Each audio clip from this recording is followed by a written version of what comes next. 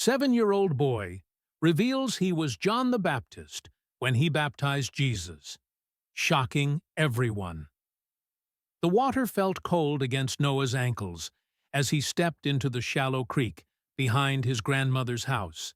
Something about the way the sunlight filtered through the trees, casting golden ripples on the water's surface, triggered it, the first memory that wasn't his own. His small body froze in place, eyes widening as images flooded his mind with such vivid clarity that for a moment he forgot where and when he was. His mother noticed his strange stillness from the porch. "Noah! Everything okay, honey?" she called, setting down her book and standing. Noah didn't respond. His gaze remained fixed on the dancing light across the water, his expression a mixture of wonder and confusion. When his mother reached him seconds later, his small hand gripped hers with unexpected strength. "Mom," he whispered, his voice somehow different. "I remember the river. It wasn't like this one. It was wider. And there were so many people waiting." Rebecca Carter knelt beside her 7-year-old son, brushing his damp hair from his forehead to check for fever. "What river, sweetie? What people?" "The Jordan," Noah said with such certainty that Rebecca felt a chill despite the summer heat. "They were waiting to be cleansed. I told them about the one who would come after me." That night, Noah's parents dismissed the strange episode as an overactive imagination combined with his recent exposure to Bible stories in Sunday school.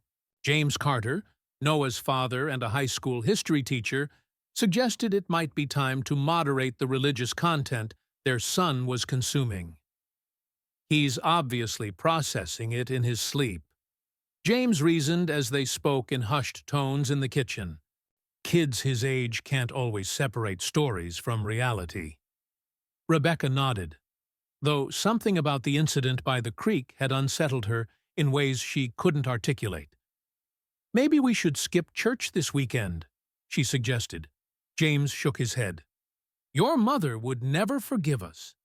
Besides, it's just a phase. All kids go through something like this." Neither of them could have predicted what would happen during that Sunday's service.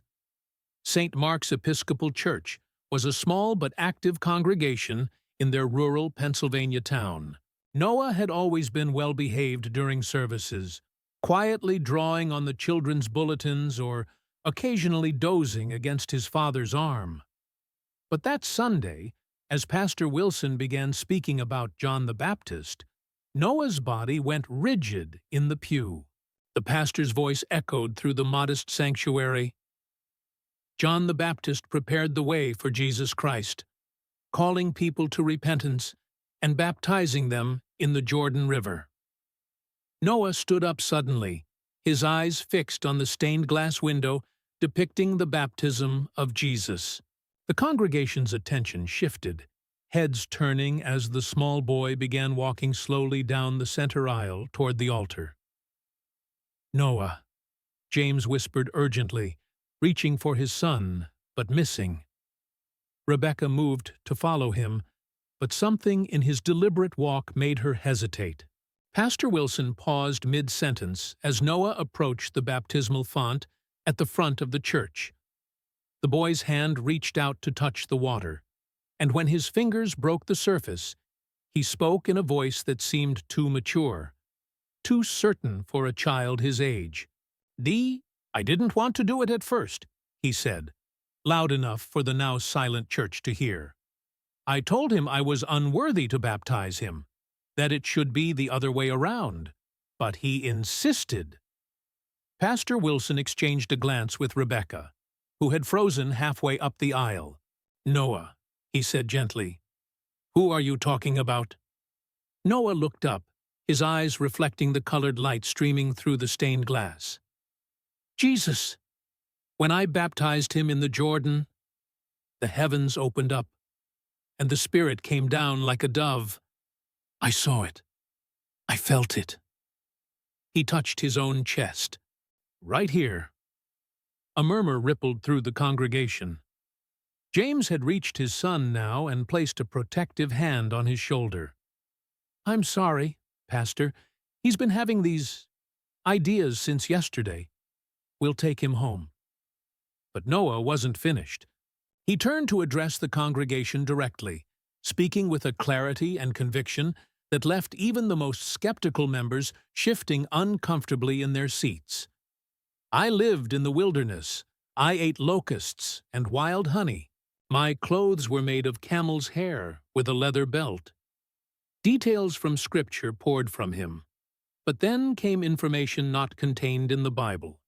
Specific descriptions of the Jordan's current that year, the faces in the crowd, the exact sensation of the water on that historic day. His hands were calloused from his work as a carpenter. Noah continued, his eyes distant as if seeing through time. When I touched his shoulder, I could feel something different about him, something divine. Pastor Wilson, a man who had studied theology for decades, found himself transfixed. The details the boy shared weren't just accurate to Scripture. They were filled with sensory elements no Sunday school lesson would include. How do you know these things, Noah? He asked quietly. The boy's answer was simple. Because I was there. I was John. The drive home was silent. Rebecca sat in the back with Noah, who had returned to his normal self as soon as they'd left the church, asking if they could stop for ice cream as if nothing extraordinary had happened. James gripped the steering wheel so tightly his knuckles were white. That night, after Noah was asleep, the phone rang. It was Pastor Wilson.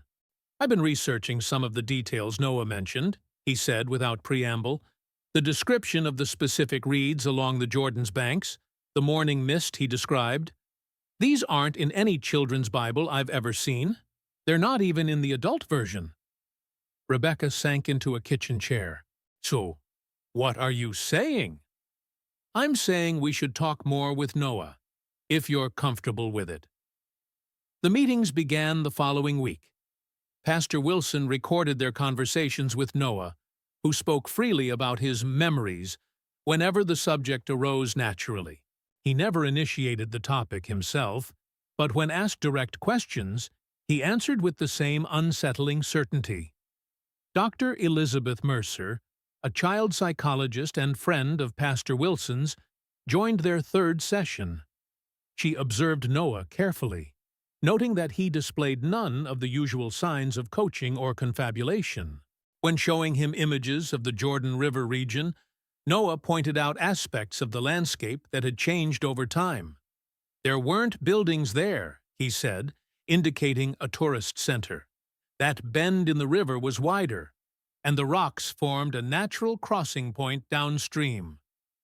Later, Dr. Dudert Poins,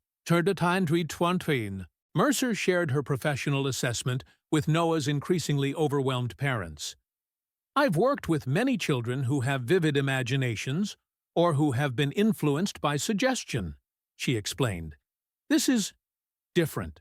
The consistency of his recall, the emotional congruence, he gets emotional about things that would have been emotional to John, not what would impress adults now. It's remarkable. Are you saying you believe our son is… What? The reincarnation of John the Baptist? James asked incredulously. Dr. Mercer chose her words carefully. I'm saying that I can't explain this through standard psychological frameworks. Whether it's past life memory, some form of genetic memory we don't understand yet, or something else entirely. I don't have a clinical explanation. As word spread through their small community, Noah became the subject of intense curiosity. Some church members regarded him with reverence, while others kept their distance. Rebecca noticed mothers pulling their children away at the playground, whispering as they stared. We need to protect him, she told James one night. Yeah, this is too much for a child to bear. But as the fall progressed, Noah's revelations only grew more profound. And with each new detail, each historically verifiable fact that somehow sprang from the mind of their 7-year-old son, Rebecca and James found themselves facing a reality they could no longer explain away. November brought the first news crew to their doorstep, a local station at first, but within days the story had spread. By December, Rebecca had disconnected their landline, and James had taken a leave of absence from his teaching position. The constant scrutiny was taking its toll on all of them, but especially on Noah. "I don't understand why everyone's so interested in me," he said one evening, curled up on the couch between his parents. His favorite dinosaur pajamas, a reminder of how young he really was. Rebecca stroked his hair. "Because what you remember is very special, sweetheart." "But everyone remembers things," Noah said, with the simple logic of a child. James exchanged a glance with his wife over their son's head. "Not things from another time, buddy. Not from before they were born." Noah considered this, his small brow furrowing. "But I was born then, too. Just differently." The statement hung in the air, too profound to be dismissed as childish misunderstanding. Dr. Alan Forrester arrived in January, his reputation as a leading researcher in children's past life memories preceding him. Unlike the reporters and curious onlookers, Forrester approached the Carter family with respect and scientific rigor. "I'm not here to prove or disprove anything," he explained during their first meeting at the Carter home. "I'm here to document Noah's experiences and compare them with historical and archaeological records." For the next several weeks, Dr. Setefin Toikidi Fes, Forrester spent hours with Noah, showing him unlabeled artifacts from the time period, maps of ancient Palestine, and recordings of various ancient dialects. The results were compelling enough that Dr. Forrester extended his stay, setting up a more formal research protocol with the help of Dr. Mercer. "We've been tracking the accuracy of Noah's statements against known historical facts," Dr. Forrester reported to James and Rebecca one evening after Noah had gone to bed. "He's consistently identified items and locations with an accuracy rate that defies explanation." "What are you saying?" James asked, his voice tight. "Doctor," Forrester removed his glasses, rubbing the bridge of his nose.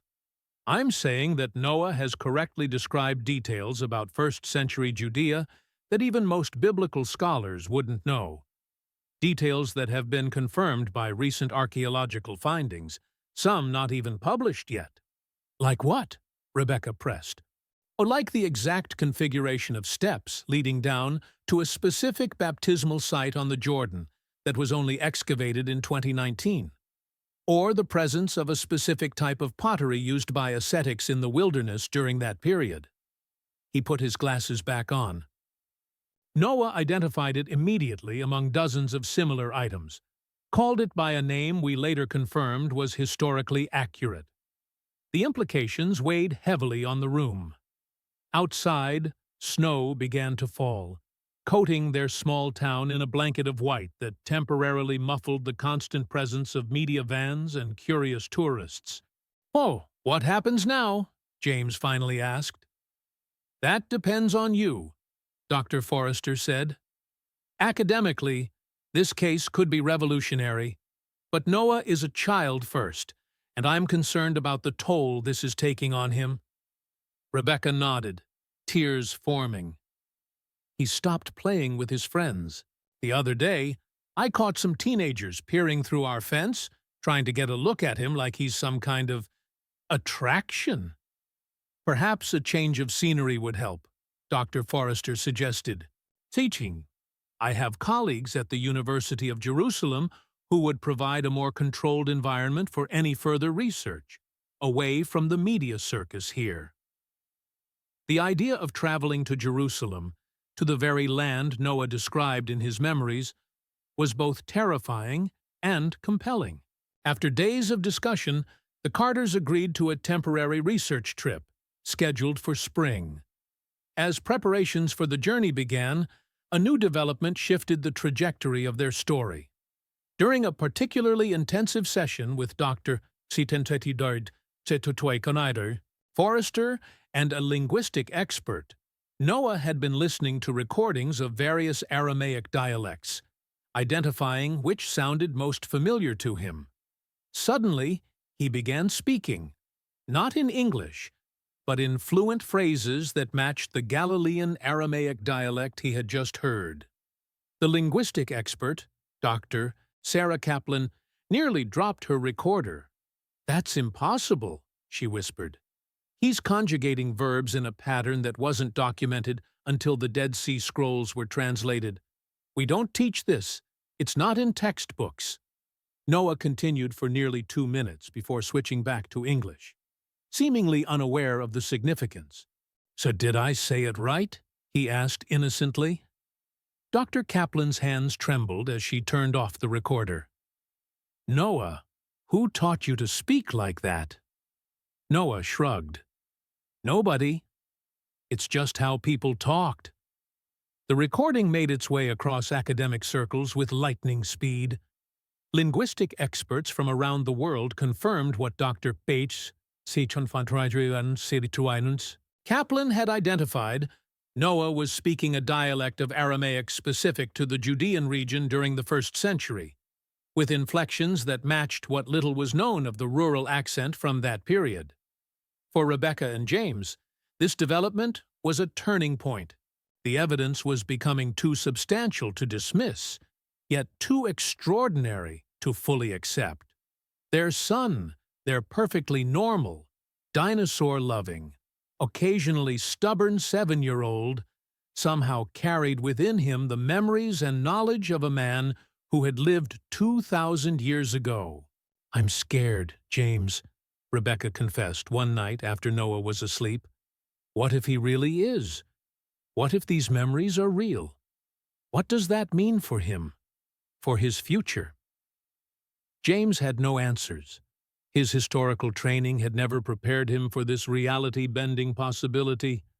"I don't know, but whatever's happening, he's still our son. Our Noah." February brought another unexpected visitor, Professor Daniel Abrams, a renowned scholar of ancient texts who had been working on a new translation of previously undiscovered manuscripts related to John the Baptist. "There's information in these texts that hasn't been available to the public," he explained to the Carters and Dr. Forrester. "I'd like to ask Noah some specific questions, if you'll permit it." The session was conducted carefully, with Dr. Mercer present to ensure Noah showed no signs of distress. Professor Abrams deliberately mixed valid historical questions with control questions based on popular misconceptions. "Can you tell me about the cave where you stayed during the rainy season?" he asked casually. Noah's response was immediate and detailed. "There were 2 caves. The smaller one stayed drier, but I could only use it when I was alone. When followers came, we used the larger one with the shelf of rock that kept the fire smoke from filling the space." Professor Abrams showed no reaction, but made a note before continuing. "Quant and the temple priests who came to question you, what did they wear?" "They didn't come," Noah said simply. "They sent others to listen and report back. They wouldn't make themselves unclean by traveling so far from Jerusalem before festivals." After an hour of similar questions, Professor Abrams requested to speak with the adults privately. His face was pale as he spread several photocopied pages on the Carters' kitchen table. "These are translations from a manuscript found near Qumran in 2017. They haven't been published yet." His finger traced a line of text. "This describes the exact cave configuration Noah mentioned, information that contradicts the popular single-cave narrative but matches archaeological evidence. And here," he turned a page, is an account of the priests sending subordinates to assess John the Baptist rather than coming themselves, exactly as Noah stated. Dr. Forrester leaned forward. These details aren't in the Bible or common religious teachings. No, Professor Abrams agreed. They're not. Some directly contradict what's commonly taught about John the Baptist. The weight of this evidence hung in the room. Outside, the winter sun cast long shadows across the snow-covered yard where Noah had built a snowman the day before. A perfectly ordinary child by all outward appearances. There's more, Professor Abrams continued. Noah mentioned a specific prayer John would say before baptizing, words not recorded in any scripture. The manuscript includes a similar prayer, with key phrases that match what Noah recited to Dr. Kaplan last week. Rebecca pressed her hands against her mouth, tears flowing freely now. The impossible was becoming undeniable. Their journey to Jerusalem, originally planned as a research expedition, now felt like something far more significant. A pilgrimage of sorts, led by their 7-year-old son. As winter melted into early spring, preparations for their trip accelerated. Noah, for his part, showed increasing excitement about visiting the real river, as he called it. His episodes of past life recall had become more frequent, but also more integrated, less disruptive to his daily life. He spoke about remembering being John with the same casual tone he used to describe remembering last summer's trip to his grandparents. The plane touched down in Tel Aviv on a clear April morning. Noah pressed his face against the window as the landscape came into view, his eyes wide with a mixture of childlike wonder and something deeper, recognition. "It's different," he murmured as they collected their luggage. "There are more buildings, but the hills are the same."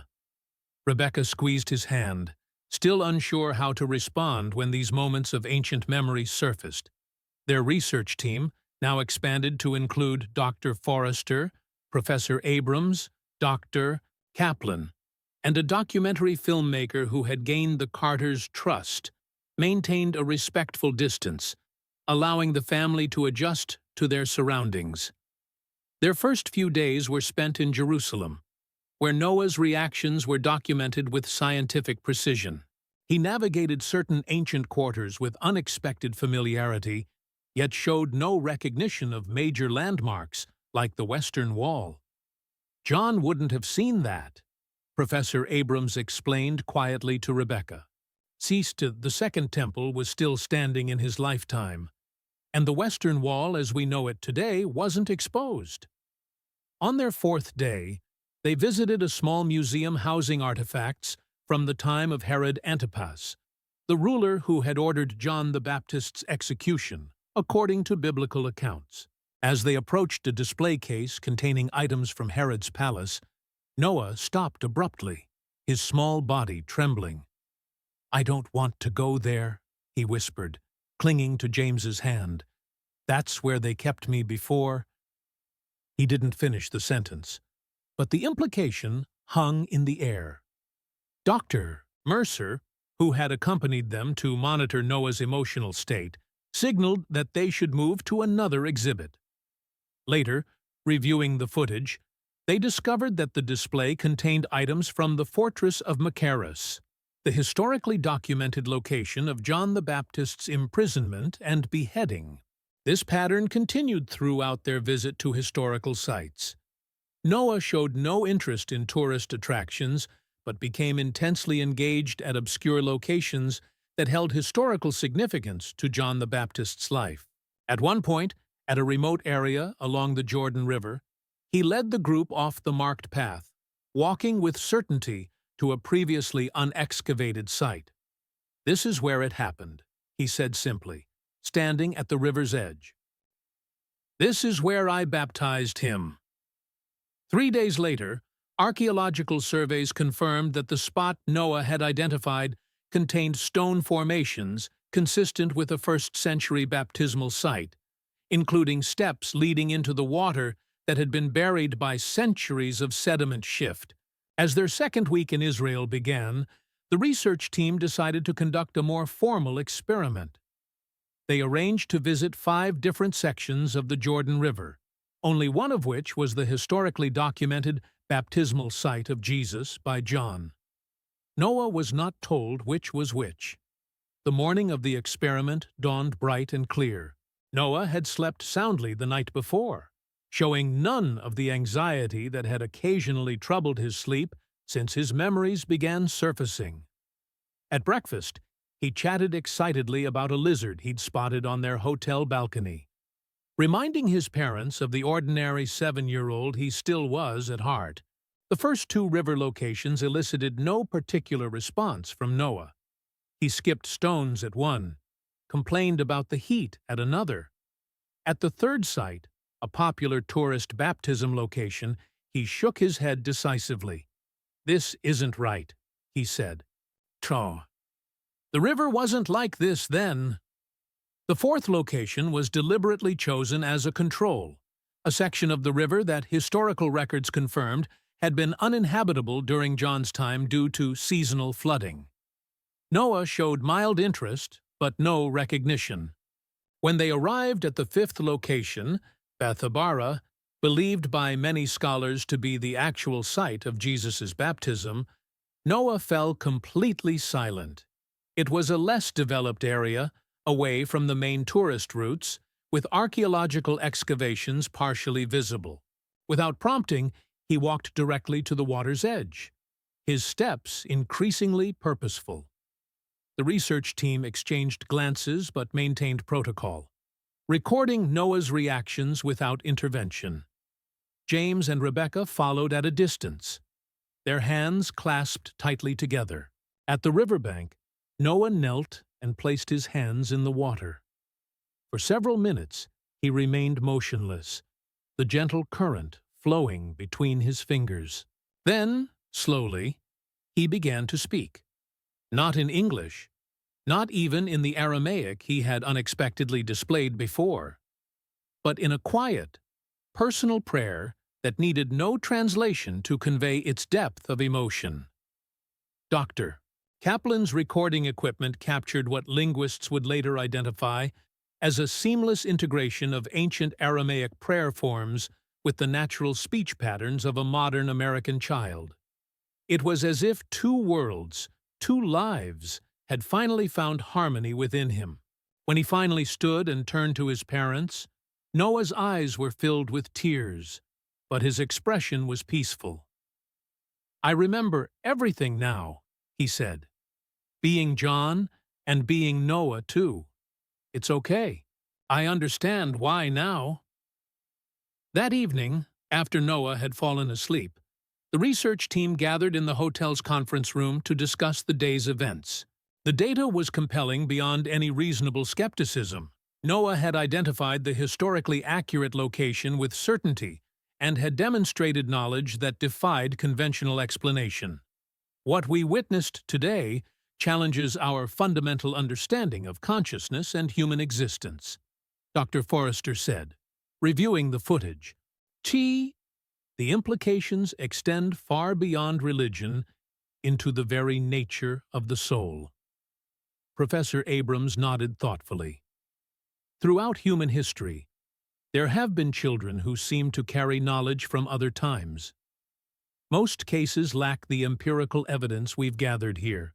Whatever one's spiritual beliefs, the data suggests some form of consciousness continuity that our current scientific framework cannot fully explain.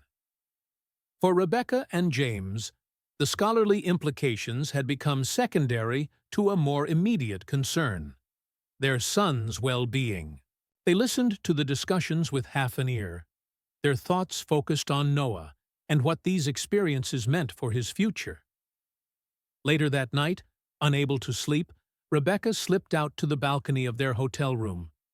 The lights of Jerusalem twinkled below, a city where ancient and modern existed in perpetual dialogue. She was surprised to find James already there, gazing at the stars. "What are we going to do?" she asked softly, joining him at the railing. "When we go back home, when he grows up, how do we help him carry this?" James was silent for a long moment before responding. "I've been thinking about that river today, about Noah, our Noah, connecting with something so much larger than himself. I was watching his face when he came back to us. He seemed complete somehow," Rebecca said. "Peaceful." James nodded. "I think maybe our job isn't to help him carry this. Maybe it's to recognize that he already knows how." The remainder of their time in Israel took on a different quality. The research continued, but with Noah's full participation and understanding. He spoke openly about his memories, but increasingly integrated them into his current identity. "When I was John" became part of his vocabulary, discussed with the same matter-of-fact tone he used for "when I was in kindergarten." On their final day, they returned to the river site at Noah's request. This time, the entire research team stayed behind, honoring the family's need for privacy. Noah walked between his parents to the water's edge, holding their hands. "I wanted to say goodbye properly," he explained. "Not because I'm forgetting, but because I don't need to come back here anymore. I remember why I'm Noah now." Rebecca knelt beside him. "Why are you Noah, sweetie?" His answer was simple yet profound. "Because every soul has work to do. John's work was preparing the way. Noah's work is different." He looked up at his parents with eyes that somehow contained both ancient wisdom and 7-year-old innocence. "But it's still about love. That's the part that stays the same." As they flew home the following day, Noah slept peacefully against his father's shoulder, the desert landscape receding beneath them. The documentary footage, research papers, and linguistic analyses would continue to spark debate in academic and theological circles for years to come.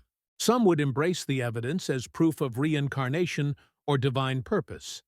Others would seek alternative explanations within the bounds of conventional science. For the Carter family, returning to their small Pennsylvania town meant navigating a new normal. The media eventually lost interest as other stories took precedence.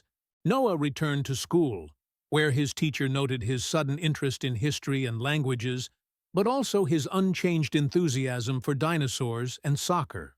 Occasionally, something would trigger a memory, a certain quality of light on water, the sound of certain prayers. But these moments became integrated into the fabric of their lives rather than disruptive episodes. On Noah's 8th birthday, as Rebecca watched him laughing with friends in their backyard, Dr. Tikin, Danatit, Forrester called with news that his comprehensive research paper was finally being published in a respected academic journal. "It will change the conversation about consciousness and spiritual memory," he said excitedly. "Your son has opened doors to questions humanity has contemplated for millennia." Rebecca watched Noah through the window as he ran through the sprinkler, his face alight with childish joy. "That's wonderful," she said sincerely. "But you know what matters most to us? He's happy. He's whole." After hanging up, she joined the birthday celebration outside. Noah ran to her, water droplets glistening in his hair, like the river that connected his two lives. The prophet who had once prepared the way, and the boy who was now forging his own path forward, carrying ancient wisdom into a future full of possibility.